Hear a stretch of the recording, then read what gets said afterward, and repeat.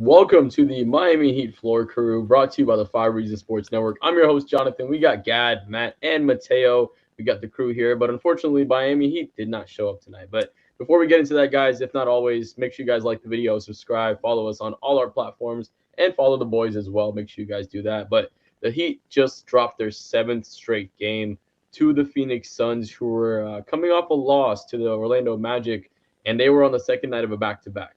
Miami, on the other hand, was the one that seemed to show no energy, seemed to show no life until a little run in the fourth quarter. Well, it was too late. You were already down 20 plus points. Miami started to make a little bit of a run. Didn't really seem to matter at that point because you'd leave KD wide open in the corner for some threes. That's just easy money right there. So come on now. That was terrible defense. The offense didn't look good as well. We'll get into that game. We'll break down, of course, the Miami Heat as a whole and what we saw over the last week and what we'll be looking into over the next week. But like I said, we'll start off with tonight's game. Gad, I'll let you start with it, my man. I'll let you break down the offensive side, and Matt, I'll let you break down the defense. What did you see offensively? Because it was a very ugly night. You know, the Heat struggled to score. Bam Adebayo getting outplayed by players that he shouldn't be getting outplayed by, regardless of who's on the other end of the court. You know, and Tyler Hero struggling. Jimmy Butler, you know, I think it was only 12 or 13 shots he had on the night. That's not the type of performance you want to see, at least against the Phoenix Suns. You know what I mean? When you have a team that's coming in with multiple star players, you want to live up to that, you know, expectation and play up to them. You know, the Heat are a team that's played up and down, unfortunately, to their level of competition. So you'd hope they were going to play up to the Phoenix Suns tonight. They did not. Gad, what did you see? I think the Heat have an identity problem, which is something that we've known, right? Offensively, what is their identity? No one really knows because Jimmy doesn't want to impose his will. He doesn't want the volume. Bam isn't ready to be that type of player. Hero isn't efficient enough to be that type of player. And both of them, honestly, are just turned into jump shooters at this point. So they have an identity problem within their top three. I think Jimmy previously in previous years, we would look to him and say, okay, it's time for Jimmy to scale up a little bit. He can do more. He's not doing more right now, whether that's coasting, whether it's the ability, whatever it may be. They need more from him. I understand he played well tonight, but it isn't even more in terms of stats and counting numbers. We just need more like going through him. We need more Jimmy getting people where they're supposed to be, Jimmy making things happen for other people. And right now we're really not getting that. Some nights we're getting Jimmy does things well for himself, which I believe he did tonight. He was pretty efficient offensively, and he had some really good moments. And then other nights we get Jimmy in point guard mode, and he tries to set other people up, but they need more from him. They kind of need both. And this team is struggling to toggle in terms of who's going to play what role on what night. And I think that is part of their identity problem. They don't know who's supposed to be taking all the shots. They don't know who's supposed to be getting to the rim. They don't know who's going to be doing any of these things. And now you have an offense that looks like it's stuck in the mud at all times because they're predictable, they're easy to guard. The Heat don't even know exactly what their plan is offensively. It's really ugly, and it's getting to the point where it's gotten so ugly, they're so in their heads about it that it's leaking into their effort and their energy on both ends of the floor. They're doing nothing with intention, and it's lazy basketball. And this is what happens when you play lazy basketball, even against a team that is admittedly very talented, but not amazing, right? The Phoenix Suns are not doing the greatest job this year. On the tail end of a back-to-back after getting spanked last night against the Magic, if anyone watched that game. And then they come in and they completely dominate the Heat on their home floor, save for like a 3-minute run in the fourth quarter. That's where the Heat are at. They're a bad basketball team playing bad basketball right now.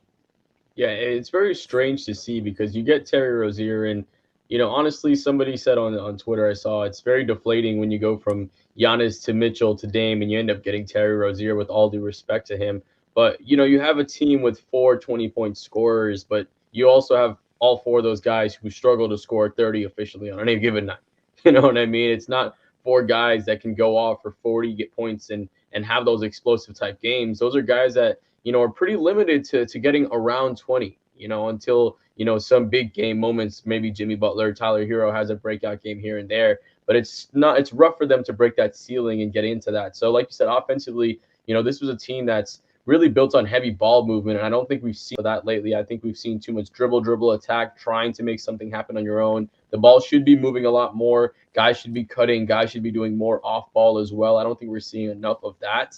But I want to start seeing more movement with that as well. I think there's not enough movement on this offense. Like you said, got stuck on the mud. Everybody's sitting around waiting for something to happen. When you have guys that can make things happen, But you'd rather have those things come to you and have the offense flow a little bit better. Matt, defensively, what did you see wrong? I saw some really bad errors on the zone tonight, like I mentioned, leaving Kevin Durant open of all guys. That's what are you doing there? What did you see defensively tonight? That was the issue. Giving up 100 points after 3 quarters, and then also over the last week as well. To me it was lethargic. I wasn't really impressed with Miami's closeouts. I wasn't impressed with their rotations. The Heat have traditionally, like, it's a 2-3 zone, but like it depends on it principles. Like, it depends on where guys are at on the wings. Like, if guys are out on the wings, then their bottom guys will play higher. And it felt like for most of the night, the Heat shape was like a kind of like this 3-2 zone. And I think Phoenix did a good job when they were getting dribble penetration. They were kicking out and they were swing, like they were moving the ball really well, and they were moving faster than the Heat bodies can move. And then that was just leading to open threes. Like, Devin Booker was 2 of 10 from deep, but it at least felt like he was getting the majority of his looks from deep were open. He was attacking closeouts and getting into that mid-range game that we've seen so often from him.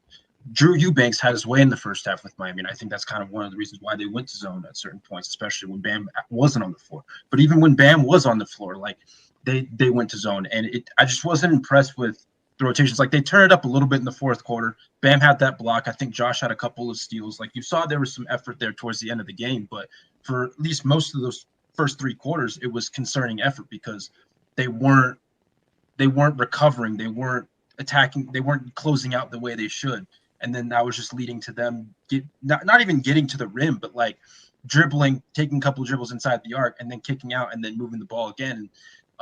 It just felt like it took the air out a little bit of the defense when they were making shots. And even when they were playing good defense in the first half, guess what? There were just times where Phoenix wasn't just making ridiculous shots like that Josh Okogie banking 3 where the Heat had it for 22, 23 seconds, and then he makes that 3, and it's just like, well, what can you do about that? And so it was just deflating on all fronts when they were playing good defense, and I think that's kind of what bled into the bad defense because, I mean, you're down 15, you're down 20 points. Like, you want to get back into the game with defense, but at the same time, like, it just wasn't there for him, and it hasn't really been there for him for a while in terms of like the dribble penetration aspect of it. So it was just lethargic on all fronts, and I think it was too little, too late.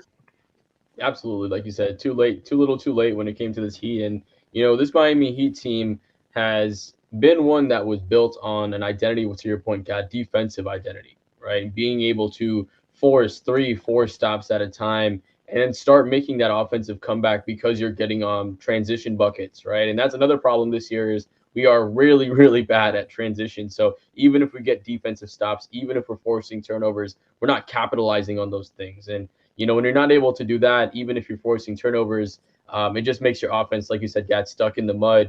Giving up, and when you're lacking defensively, giving up 125 points to the Knicks, giving up 140 plus to the Celtics, which is absolutely disgusting. It was painful to watch. Mateo, obviously, like both them mentioned, lack of energy and being lethargic seems to be a common theme of this team and their losing streak. What else have you been able to identify?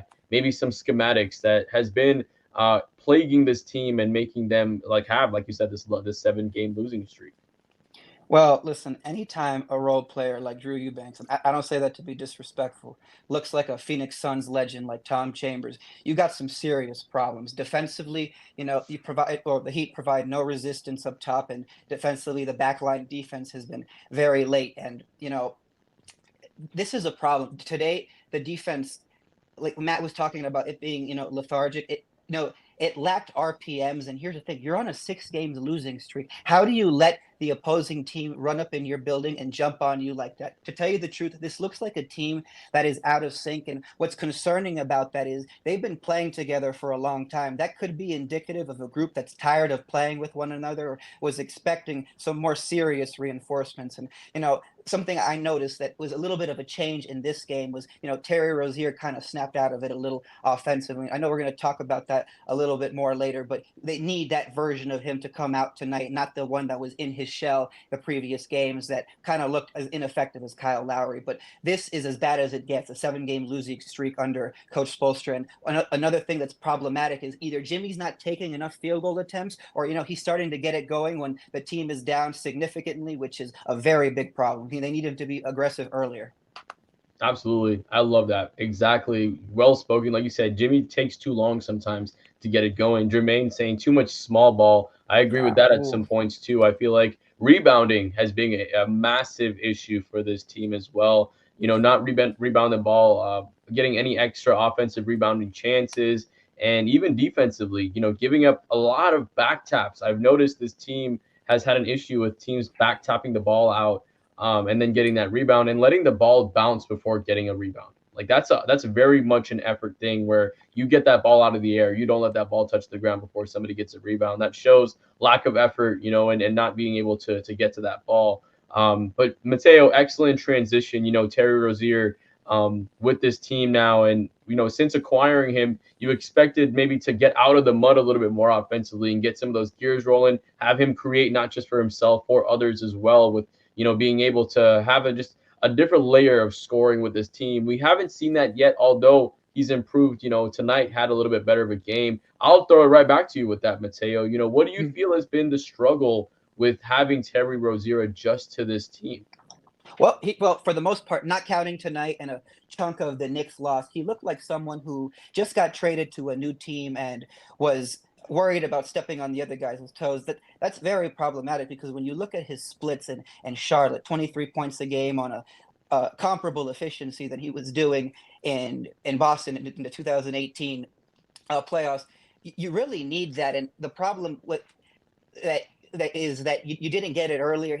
Obviously, he taking a backseat is problematic because the team was in a rut. They needed him to be relief points for Jimmy Butler. Obviously, Jimmy hasn't gotten it going, and today he kind of looked like the main option earlier, and that's some of the problems that people kind of had with Hero. They were like concerned that he can't be the main go-to scorer. He needs to be one of those backup guys, and Terry was unfortunately put in a position where he had to be like the main scorer early, and he needs to be that guy who helps the Heat in more of a complementary way behind Bam Adebayo and Jimmy Butler. And unfortunately, Bam was someone tonight who couldn't, open things up for his teammates by converting at close range. But Terry, what they got from him tonight is something they need more of, not what they got in the other games before the New York Knicks loss. Definitely. Definitely, like you said, him not wanting to step on anybody else's toes. Obviously, we got him from the trade. I think we played him right away without even having him practice with us yet. So obviously, that was just a temperature check for him getting in. Gad, what else were you able to see that maybe Terry started doing better tonight? Some other things that you've seen that he has done well that maybe he hasn't done enough that you wanted to see him continue to do, and maybe some things that you would love to see him implement into this game to continue to mesh with this team a little bit better. Well, I think the playmaking is something that's going to come. Terry Rozier, to me, is someone who's a scorer first, playmaker second. And I think that's totally fine. That's what a lot of point guards, lead guards are in the NBA. Not that Terry Rozier, by rule, should be our lead guard because things are really going to go through Jimmy Butler and then Bam Adebayo and then Terry Rozier after that. But I will say one of the things with a player like Terry Rozier is this guy is a talented, self-created scorer. You have to let him rock out. You have to let him play his game. I understand what Spo has done with this team. They've had a lot of success because the players that they've had have been players that don't have the creativity in terms of their handle and their scoring ability in order to kind of just ISO and make things happen on their own. They need other motion. They need like playmaking hubs. They need the ball different handoffs or whatever coming from the elbow, which is totally fine. You can win basketball in a bunch of different ways. But I don't want to try to pigeonhole Terry into something that he isn't. He's a player. He's a hooper. You let him rock out. You tell Terry, you say, okay, you're in this lineup right now. Go crazy. Like if it's him and Bam in a lineup, Jimmy's not on the floor, run high, Terry Rozier, pick and roll at all times. Let him get the switch on the big. Let him make the decision and drop. If he's either going to take the ball to the basket, if the big's playing a little bit more at the level, or if he's going to pull up for three, pull up for two, whatever it may be, he can read the defense like that off a live dribble, which is one of the things I think Terry Rozier is phenomenal at. Let him rock out. If you let Terry do that, I think it'll help a lot. I think the playmaking will come later on once he's more comfortable in terms of getting his own bucket. Then he's going to become more comfortable in terms of leveraging his ability to get his own bucket for other players to score. So I'm not really worried about Terry. Obviously, the numbers haven't been great. I think defensively, some things you could definitely see him be better on that end. But I think this team as a whole is just out of sorts defensively. So once they kind of start to gel defensively and understand what their roles are going to be and who's good at what and how they can play just better, then I think Terry can maybe not be a negative because he's still really small, but at the same time, I think you can get to the point where Spo's really good about hiding certain bad defenders or certain limited defenders in lineups. I think you can get to that point with Terry where you're not worried about him being that much of a negative on defense, and the offense will definitely more than make up for it. But the team has so many defensive problems right now that I don't really want to just like spotlight Terry on that because he is the least of their worries on defense. Honestly, they have so many problems on that end. It is not fun to watch at all. Absolutely. And you know, when you have that many, there's a lot of people in the comments saying bringing Hero off the bench. I honestly do agree with that sentiment. You know, I do think you would give Terry a little more freedom. Duncan would be able to play perfectly off ball. And don't get me wrong, if you see Tyler Hero's catch and shoot three numbers, you would probably be surprised because he's one of the best guys off the ball, but he just doesn't do it as much as we might want him to. Like if he played a little bit more in the Duncan role when Terry was in the game, and then when you have, like you said, Gad, a two-man lineup where it's just Bam and Hero or Hero and Jimmy, right? That's when you want him to go free and have that free range. But you know, when Terry's out there, I'd much prefer him and Duncan kill it with the off, you know, that starting lineup and have Duncan play beautifully off ball, have the offense moving a lot more as well. You know, because when Duncan's out there, the offense seems to flow. The dribble handoff used to be a staple of the offense, but now it's like a secondary, tertiary option now that can still catch teams off guard because it isn't spammed as much anymore as well. So I'd love to see some of those offensive or some of those lineup changes moving forward as well. But let's switch gears a little bit. Let's talk about a guy who returned, Jaime Jaquez Jr. You know what I mean? Obviously, we lost him and we lost all those games in a row. He's coming back. We still haven't won just yet. But do you find it alarming that this Heat team fell off such a cliff when he, you know, went out? And you know, Matt, and I'll direct this one to you, right? Do you find it alarming that this Heat team is as reliant on a rookie as they are right now? Or do you feel that's much more so accredited to it's the regular season, he's the young guy, he's got the legs, and he's maybe just giving the free range to do a little more? Where do you see the Jaime Jaquez situation fitting with this Heat team as of currently? I mean, it's concerning to an extent because I feel like with Jaime on the floor, there's more flow, or at least prior to this 7-game winning streak, or not winning streak, losing streak, it was a lot more flow with Jaime, especially. I mean, I don't want to like single the guy out, but like especially without Tyler, it just felt like when the ball was in Jaime's hands, good things were happening. And I mean, kind of since he's come back, there's still been kind of like I feel like when he was out, everyone thought they had to do more than they actually did, and I felt like that kind of staggered things a little bit. I feel like they hit a wall with that, and ever since Jaime's come back, like I mean, tonight wasn't like the best example, but just in general, at least in that Knicks game, it felt more smooth. It felt like more free flowing. He's an excellent cutter. He's excellent off the ball, and I think that helps the offense out a lot. Especially when sometimes it's just I don't know, Jimmy and Bam, Tyler and Bam, like whatever, and then there's 3 other guys just standing there not really doing anything off the ball, whether it's cutting, whether it's screening, whether it's doing the other things. Like Jaime is such an incredibly smart player. He's so good in transition. He's another good defender that you can have on the floor and kind of help your defense out if you want to force turnovers, if you want just to have a good defensive possession and get going the other way. Like he helps in that respect. And so the fact that the Heat were missing all of that combined, plus what he can do on the ball, plus what he can do in the post with his footwork, like that was a little bit of it feels alarming, but like I just feel like that's a testament just to how good he is. But you want more guys who are like that, right? Yeah, he's not necessarily the catch and shoot guy that you want from 3-point range, but he can do literally everything else that you want in offense at a high level too, especially for a guy his age. And so like I'm just interested to see how this kind of develops itself once they start playing more games together. And then obviously once the trade deadline passes, if the Heat make a move, if they don't make a move, whatever, he gives you that extra charge. And so I guess to answer your question, it's a little bit concerning, but it's just nice to have him back at the same time.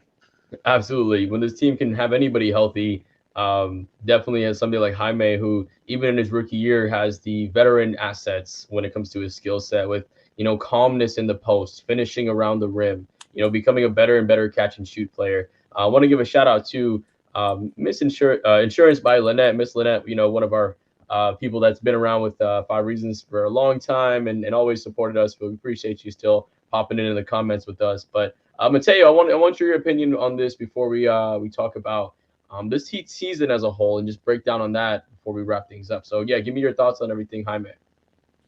You know something, man. The way things are going, I like how Lynette said all options are on the table. How do you guys feel about, going full defense or as much defense as you can with Rozier in the lineup with Martin, Butler, Triple J, and Adebayo, and putting Tyler Hero into the second unit? You would obviously sacrifice some shooting, and you would require Jimmy Butler to be closer to the player he was last year. But to tell you the truth, you guys highlighted it so very well. Triple J just works so much better with the starting rotation because he's someone who can maneuver well off the ball and get you relief points without a play run for him. And, that skill set that you were talking about, Jonathan, to tell you the truth, his average may not support it in terms of scoring average, but the things he can do in the post and how he can get by players, he may be the second best scorer on the team just in terms of what he can do. So the Heat need more of him next to Jimmy and Bam, 100%. Definitely, and that's actually an interesting lineup. You know what I mean? I think the only issue with that maybe would be a little bit of spacing, right? You have Terry, who's good at three, but with Jaime, Bam, Jimmy, and Triple J, Caleb, Jimmy, and Triple J can hit the three, but they're not 3-point specialists by any means, right? I think you want another guy out there just to help with spacing, whether you swap in Kevin Love at points at the 4 to give you the shooting, or if you swap in Duncan at the 2 to give him the shooting. There's a couple ways you can do that as well. So, but I do like you said, just having more of a defensive lineup. I think any lineup shake would be great at this point, just to kind of freshen up this team. Make all options should be there, whether it's roster changes or lineup changes, right? Because this team needs a little bit of a revamp, a little bit of a change. But let's get to the season as a whole, because when we made it to the finals against the Lakers, this team had, and obviously it was a 2-week layoff. It's much different. You're coming off of a bubble, situation where you have to come right back into the next season. The next season, the Heat team, they look fatigued, they look burnt out. They make it to the playoffs and we get bounced by the Milwaukee Bucks, right? You make it to the finals last year against the Denver Nuggets, and this season you seem to see it again, where Jimmy isn't seeming to have the energy like before. You have a team that struggles to find who they are, to struggle to score, struggle to defend. We don't even know exactly what the strengths of this team is. Like, what is the best thing that this team does? We really can't answer that question. So, Gad, do you think that this team might be suffering? And actually, I want to give credit to Brian mostly for this point as well. Do you feel like this part of this struggle of this season is due to the burnout, and we're potentially set up for seeing an early playoff exit due to what we've seen so far? I think there is some credence to them being quote unquote tired, burnt out, fatigued, whatever it may be, from playing so many games over a prolonged period of time. But at the same time, it's only January. You're not even fully, you're in the dog days of the season, but the season is still a long season. They have many games to go, right? So they could be hitting a wall, but honestly, I think more so than anything, and I know this is going to sound a little weird and rash, but what I cannot shake is the leadership that Udonis Haslem has brought to this team for so long. And not that Udonis Haslem is something that was tangible on the court, right? But I think there was a certain edge and a certain respect that they had for someone in the locker room that wasn't part of their quote unquote big three, which is, in my opinion, Jimmy, Bam, or Spo. And I don't think they have anyone outside of that big three that's holding people accountable. Maybe they do. I'm not in the locker room. I can't speak on it. But there's just an edge and a leadership that this team lacks, in my opinion. And I understand that it probably should be coming from Bam, who's the captain, or Jimmy, who's the best player. Spo, more or less, he's not having his best season by any stretch of the imagination. You can also expect that to come from him. And I think he's probably doing that, right? He's the best head coach in the NBA for a reason. I think they need something else. They need someone else to bring an edge. I don't know who that is. I don't know what that is. I don't know if that's in-house. I don't know if that's someone that you could bring in, if you could even bring in someone that has that type of respect. But independent of all the X's and O's problems, which they have plenty, they have a ton of X's and O's problems. I'm not trying to supersede that.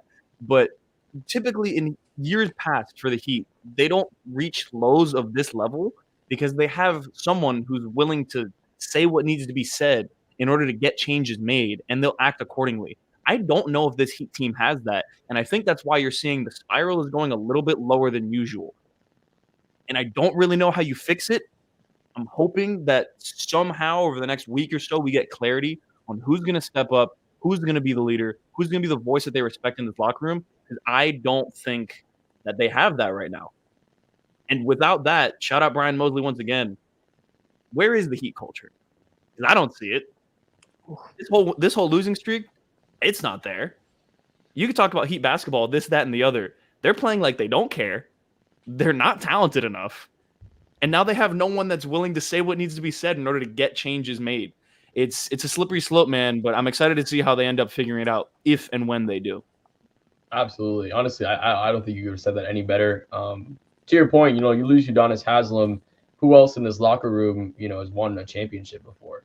Kevin Love is that guy maybe, but outside of that, who is it? You don't have any other champions on this team. I might be drawing a blank right now, but there's nobody on this team that brings that type of leadership. And with all due respect to Kevin Love, I don't think he's been here long enough to garner that type of respect from the Heat players. Don't get me wrong. I'm sure he's respected. I'm sure his voice matters, right? But he's not Udonis Haslem. He's not a guy that was born and raised with, winning championship with his Heat team and going through deep playoffs runs. Or, sure you've had the team go through some of those adversity before, but it was more so done on the shoulders of heroic Jimmy effort along with Spo putting this team together as well, right? So, and at the end of the day, it didn't end up in a championship, So as good as this team was, there's no rings to show for it at this point. So it's really hard to say there's something there. Mateo, looks like you want to say something. I'll let you go ahead. I wonder what's Spoelstra's next move, because if you follow any of the old Pat Riley teams, he probably would have stuck his head in a large tub of ice water, or punched some glass in some type of cafeteria, or smoked a full pack of cigarettes while furiously pacing in the locker room without saying a word to anybody. So I wonder what's Spoelstra's next psychological move. Take it away, gentlemen. No, that's lovely, because it's true, right? At this point, with this, Coach Spoelstra, who is, maybe in line to potentially be the next president of this team after, Pat Riley is gone from this organization, whether he's retirement or, just because age, right? He has to be the guy to step up and have the locker room under control, bring these guys together, have them not look clueless on the basketball court, right? Jermaine saying Thomas Bryant is the only other guy that won a championship. Guys, Thomas Bryant has now replaced Udonis Haslem as a championship experience in the locker room. You can quote that. Look at the guns. But, David, maybe the hire Haslem as an assistant. It seems like he wants to do his own business kind of thing right now, following with D-Wade and kind of doing that. Maybe you see him, maybe you don't. I don't know. But it's tough to see where that leadership is coming from, because if you have a Jimmy Butler that just doesn't really care about the regular season, what is the rest of the team going to do? That's your leader. If you're following suit with what he's doing, it's really hard for this team to see, to have a leader to follow in an example type manner, right? Because Bam Adebayo maybe isn't as vocal as he should be as when it comes to being a leader. And obviously with Tyler Hero, he's not that guy, so he's not that, to be in that position to be a leader on the team. No offense to anyone, right? But let's get to the upcoming Heat season. We're rolling up on 30 minutes. I want to keep this a little shorter, but hey, Heat basketball, we'll talk about it regardless. But let's get to this next coming week. We got a little bit more, some tough teams coming up before, I think February 4th is next Sunday. So we'll cover the next 3 games. We got the Kings, and we got the Wizards, and we got the Clippers. It's a very tough stretch to go through. I think with the Kings, obviously they're a super talented team. Sabonis has been playing really well. De'Aaron Fox playing really well. The Clippers, with what they've been doing, a lot of people deserve to apologize, or should apologize to Russell Westbrook for what he's been able to still bring to the game. This is a guy that's a former multiple-time MVP, and took the media giving him a lot of backlash for not being the guy that should have been there with LeBron and everything there. But, he went into the Clippers. He took that role with shining things, and he's absolutely killing it. Matt, haven't talked in a while, man. Break down this next week for me, what you see with those 3 games coming up. Well, first off, Udonis is already kind of like on staff because he got hired as the vice president of basketball development. Where it was a title similar to that. So he's like a hybrid front office guy who also works with the Sioux Falls and stuff like that. Anyway, I think they lose to Sacramento. If you lose to Washington, end the season. I say that half jokingly, and then I'll just say lose to the Clippers. I don't think they beat the Clippers. Yeah, I'm right there with you, Mateo. You got to beat the Wizards. My bad. Go ahead. You got to beat the Wizards. You can't lose to the Wizards. Like, seriously, you just can't. It would be as embarrassing as losing to the Pistons almost. You know what I mean? But go ahead, Mateo. I concur. The Kings have speed, which the Heat cannot match, and Sabonis is going to open up the outside with the post. The Heat can't guard the three-point line. The Kings is going to be an L. They're going to beat the Wizards because they better, and the Clippers are one of the hottest teams in the NBA. You should have seen what they just recently did to the Boston Celtics, so they're going to lose that one too. So 1 out of 3. Beautiful, beautiful. Gad? Listen, I agree with everything Mateo said. The Heat are beating the Sacramento Kings. The Heat are beating the Washington Wizards, and the Heat are getting waxed by the Los Angeles Clippers. They're going to go 2-1. I think Wednesday you're going to see Bam Adebayo step up. I don't remember the last time he had a really, really good game. He's had a couple good games during this losing streak, but I think that he gets up for those moments against the centers that his name is put next to, and I think he'll get up for the bonus game. Sabonis coming off a great game right now.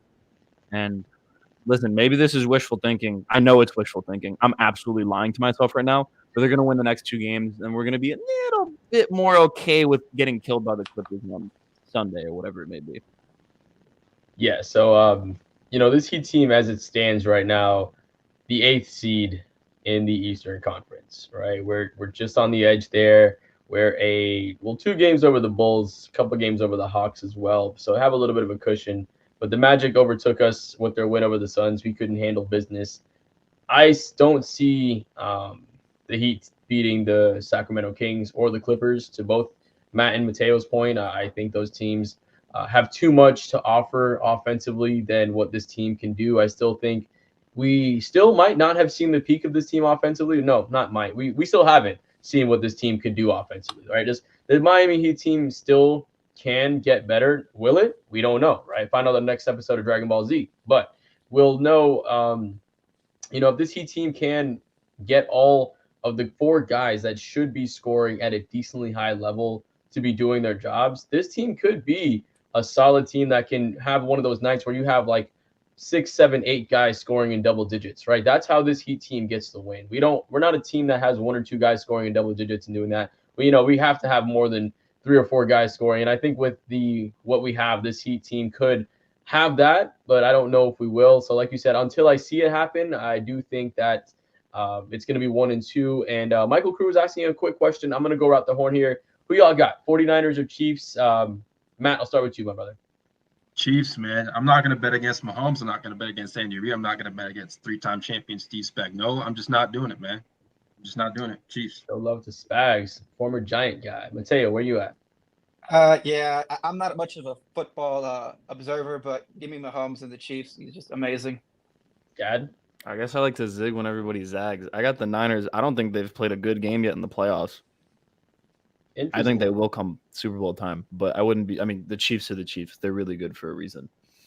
Game manager Brock Purdy about to show off in the Super Bowl, I guess. We'll see how that rolls out. If he's going to break those Super Bowl MVP. I'm sorry? Deebo Samuel, Super Bowl MVP. Ooh. Rushing and receiving touchdown, maybe. We'll see how it goes down. It should be a fun one, even though it's a rematch. I think this will be one that'll be fun. But guys, as always, unfortunately, we had to be here after another Heat loss.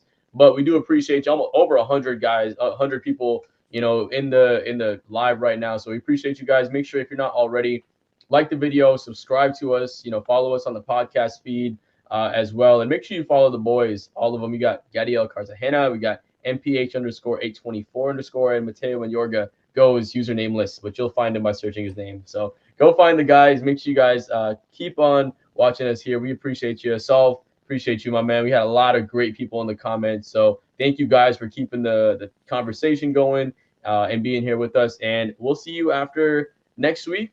Let's go Heat. Let's go.